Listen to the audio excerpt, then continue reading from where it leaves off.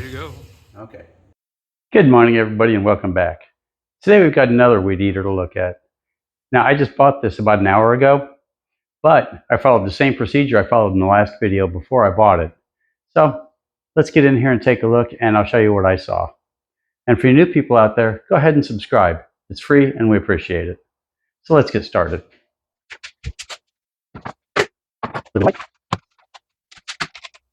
So here she is, and when I saw her, spark plug was already pulled out. And usually I run away from those because that usually means that something terrible is going on to it and somebody made an attempt. And he told me he, quote unquote, rebuilt the carburetor already, but it won't start. So, well, there you go. What one person calls rebuilding a carburetor and what another person calls rebuilding a carburetor are two different things sometimes.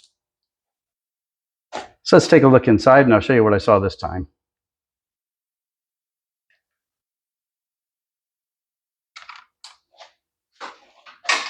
I'm going to set you over here and point you down at the camera so you can get a bird's eye view of what's going on. There you go. Okay, I left the piston all the way down. And if you look at the port here, see that cylinder looks pretty good. It's not perfect. That's our intake side there. But look at our exhaust side. It looks pretty good too. Here's our exhaust port over there. There you go. Whoops. There you go. And you can see we don't have any of the lines going up and down that you'll see on a burned up machine. So I'm sure this one's got good compression without even having the spark plug in it. So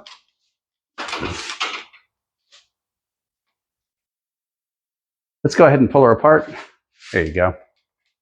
That's a little bit better. Let's go ahead and pull her apart and see what we've got. Let's grab our screw gun in our little box.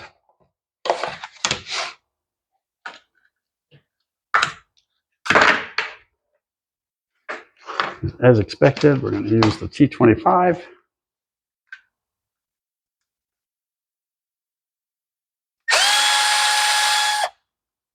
There's one, and there's two. Now these are really nice to work on compared to some others. Now we're going to loosen the gas cap up before we take the, one of those lines just popped right off. And you see what happens if you don't loosen the gas cap. When we loosened the gas cap, it lost the pressure and it stopped pumping. So now if you're a homeowner and don't have any experience with carburetors, I strongly suggest taking this and sitting down in front of your computer and going on Amazon or whatever you prefer, eBay, and finding one that matches it completely. Because rebuilding them, you're going to need a lot of little parts that are expensive to buy for one carburetor. And this will cost you $15. It'll give you a new air filter and usually a new fuel filter and everything. In this case, we're going to replace the fuel lines just because, well, it popped right off without even me touching it. And it's held on with a tie strap.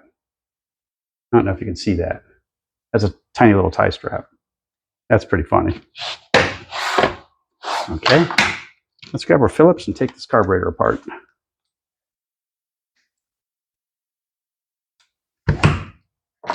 But before we do, I'm going to get my toys out of the way. And get you back in your spot. Can't speak for everybody in the world, but on my bench, every single thing has a spot. It's easy to work on things when you know exactly where every tool is. There you go. Metering diaphragm is stuck. And it feels a little bit stiff. We'll go ahead and put a new one on. So let's pull the primer off. Have a look at the top gasket.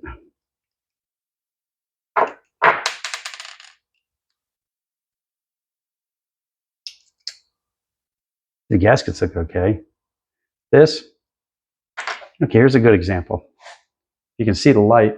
Let me get you in close for this one. See the way the light's playing off of this area here?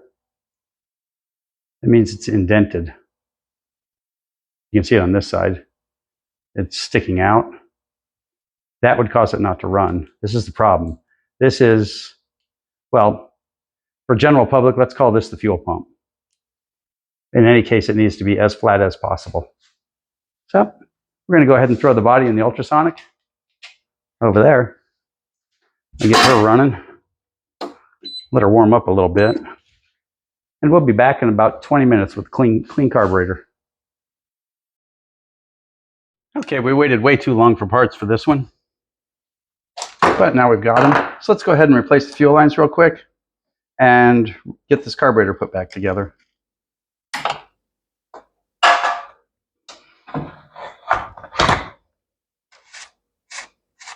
Replacing the fuel lines really is the easy part. But these, if you remember, were all stretched out to shape to fit the fittings on the carburetor. They didn't fit nice and snug, so we decided not to use those again.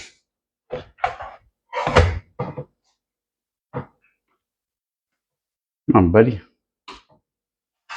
And I always say fuel lines are always the easy part.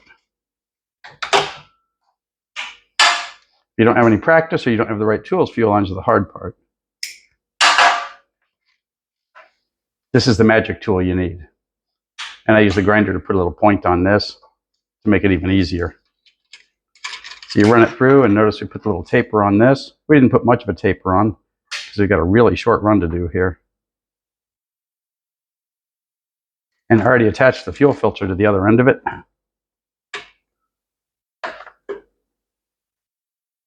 There we go. It fits, came through nice and snug. That one feels good.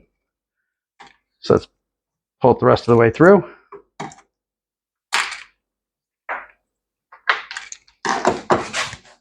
And now we want to make sure this sits somewhere towards the middle. But we definitely want to leave enough where it's just laying flat on the bottom of the tank. That's a little too much. Let's pull her in a little. Yeah, that looks pretty good. She's laying mostly flat and mostly on the bottom. So now we'll cut this just a little too long compared to the old ones. Because remember, you can cut more off, but you can't cut more on. Now we'll do it again for the return line. And don't lose any sleep over which one's which when you're doing it and putting the carburetor on. Because as long as they're long enough, you can switch them.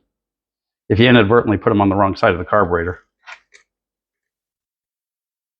As long as you left yourself enough length to do it. Now your little hook's on the inside of this bend. And with a little practice, you'll remember that. Because the little hook will get caught on the tank when you're doing it. So now we're going to cut this right about here.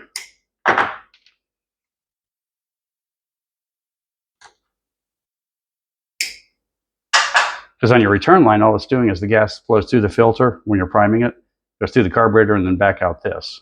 So this doesn't have to go deep into the gas or anything. As long as it's far enough in where you want to accidentally pull it out, you're good. Okay, my favorite part, the carburetor. Let's get it back together. So we're going to start out with a new primer bulb. We'll just lay her loosely on top of this for now. There we go. We're going to lay our new gasket on. Notice we got the pins here. So you build it from this direction. You can see the pins are lined up in their little holes. This is a little bit more work than a lot of them are, but not much. And now we're going to put the base of the carburetor pretty much on this upside down. When we find our spot, it'll click into place.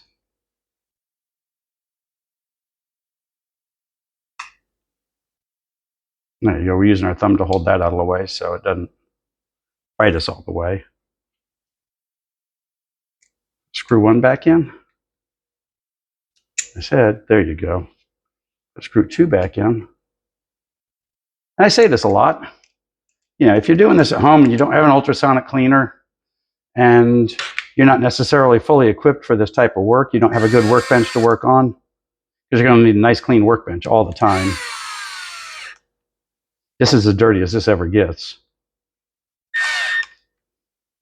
And you guys that watch a lot, you probably noticed a brand new workbench. I went out and got a new bench, a new everything. Okay, this goes right here. When you order parts, if you decide to rebuild your own, there's a number right here on the carburetor. Like this one, I believe is a CIU. I'm sorry, a C1U. I don't remember which one this one is, but it's a C1U carburetor. I think this one's a, I don't know what it is. We're going to have to go look.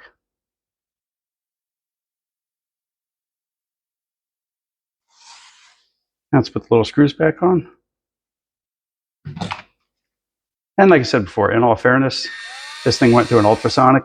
I didn't try to clean it by hand. Spraying it with carburetor cleaner, you might think, well, I can get away with that. But it doesn't do the job. There's lots of little internal passages that the ultrasonic gets pretty easily, that no matter how good you are, you're not going to get them with ultrasonic. You're just not. It's just, I'm sorry. You're going to get them with ultrasonic. You're not going to get them with carb cleaner.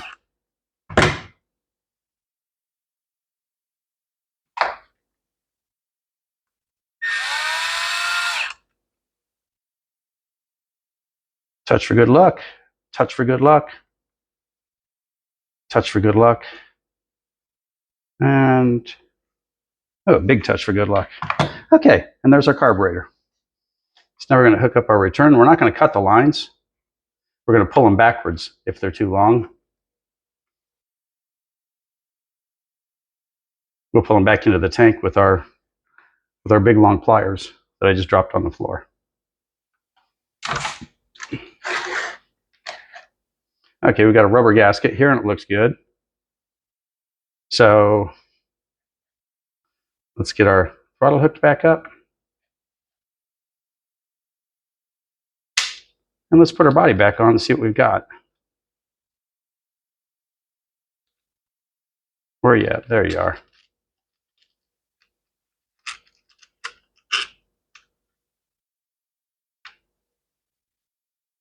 Is that right? No, that's upside down. Not the carburetor, the air filter. We want it to be like this. So the choke lever's on the top.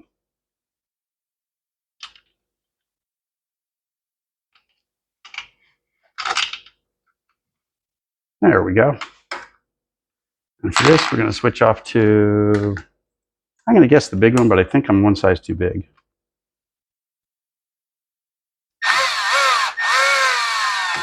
Nope, we guessed right. And notice, even though I'm using a power tool, I'm being very gentle going in. Occasionally I hit one like that. It's just arbitrary. I don't know if it's all the way in or if it's trying to cross thread. You know, I could take all this out in editing easy peasy, but I don't want to because I want you guys to see real life.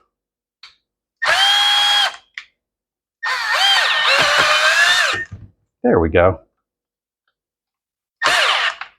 Looks like I dented the threads a little bit when I first started to put it on, but since I didn't force it all the way in, it made it pretty easy to slow down and get her back together. So let's try this out and see what we've got. Been doing 3 of these this morning.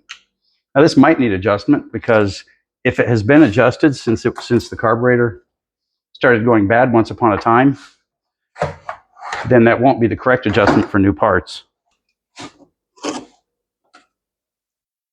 Let's get a little fuel in her.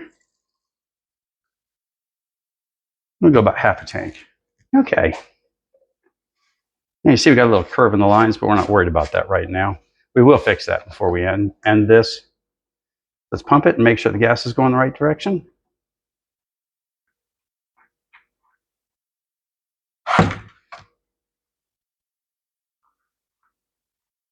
And it is, because we know this is our return line. And when you're doing priming like this, you can't flood the engine, but you want to get a nice solid flow back. Okay, guys, let's give her a run, see if she wants to go. First, I suppose we should put the spark plug back. From what I've seen, this particular model likes to have a spark plug.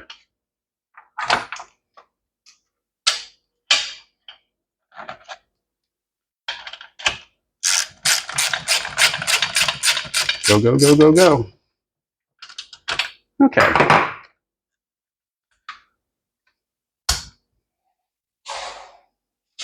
I'm going to swing you around, and I'm going to swing this around. And we're going to open up the door and see what we've got.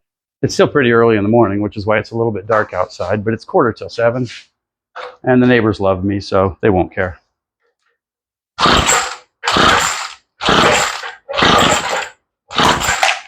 Let's turn the choke down. I heard a little bit of a kick, and we don't know when the last time this thing ran.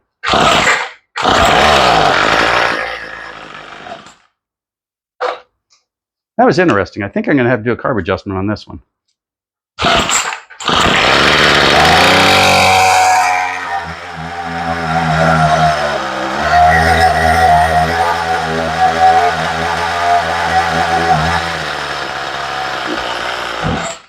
Yeah, let's get our tools and give this one a quick adjustment.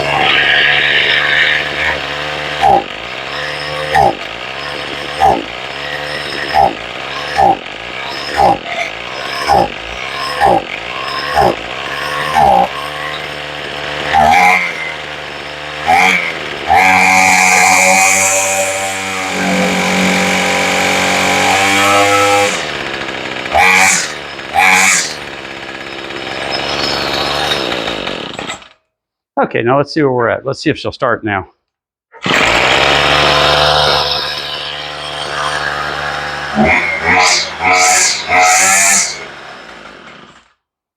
Huh, okay, that feels a whole lot better. So you can see it took a little bit of adjustment, and when we first started, we weren't in a position where it could run. So I tightened the screws all the way in, and then I brought them out 1 turn, and it turned out it was about 1.5 turns on the low end, and about almost 2 turns on the high end. Don't worry about how far you turn it. Worry about getting it sounding right. When it idles good and you don't hear any of the thumping or anything, and it sounds like it's pretty smooth and trying to rev up, your low screw is pretty good. And your high screw, you literally I go all the way in and then rev it and keep on revving it until it revs up correctly. And you'll know. And if you hear it going pa pa pa pa pa at the end, that means you got a little bit too much gas.